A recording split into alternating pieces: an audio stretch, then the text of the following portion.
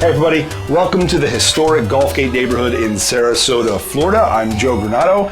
I realized that we've never given you guys a proper tour of our studio, and I thought today would be a good day to rectify that. So without further ado, welcome everyone to NESmaker Studios. Come on.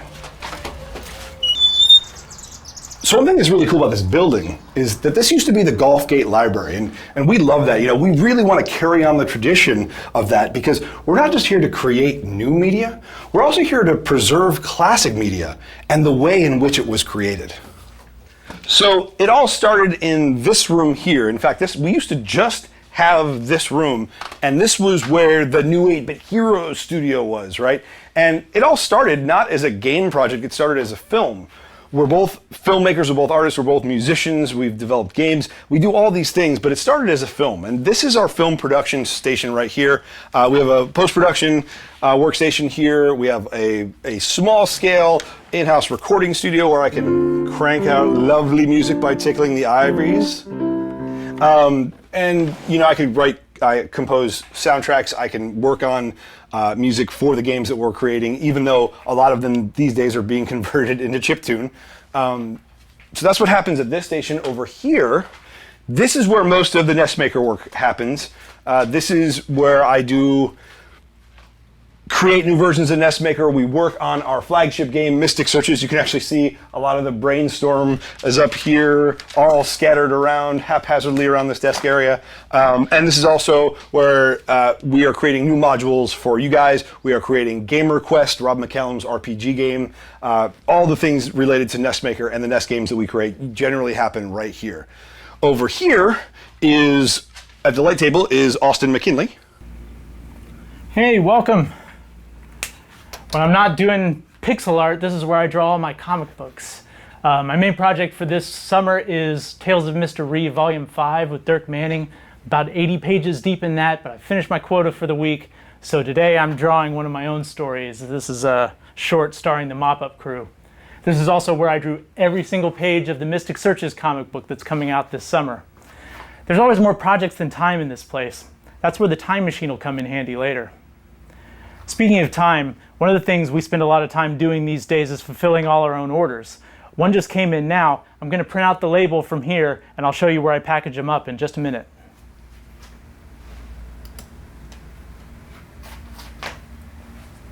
Go ahead.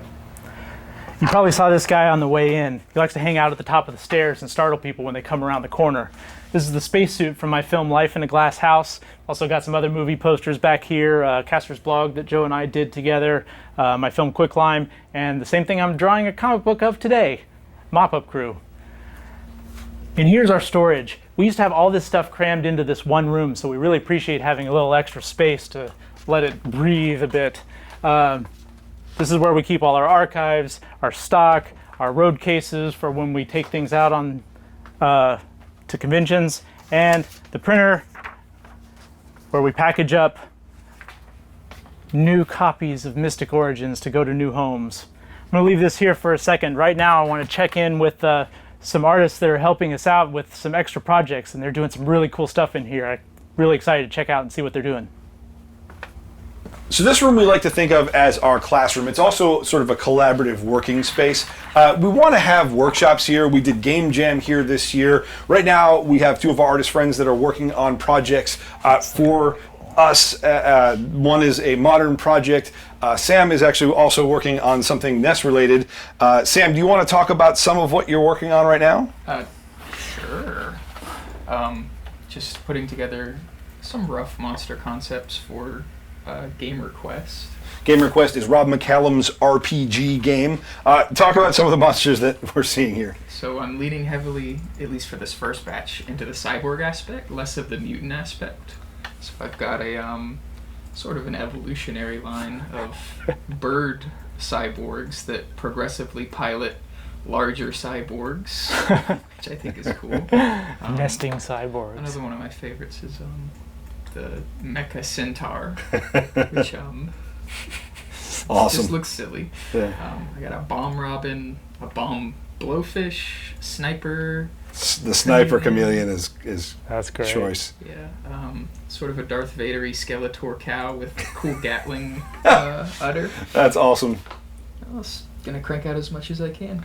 That's awesome. And while we're creating art for these, sometimes it's important to look at other games in this style to know what's going to play and what's going to work. And for that, we have these testing areas. Austin, you want to show the testing areas here?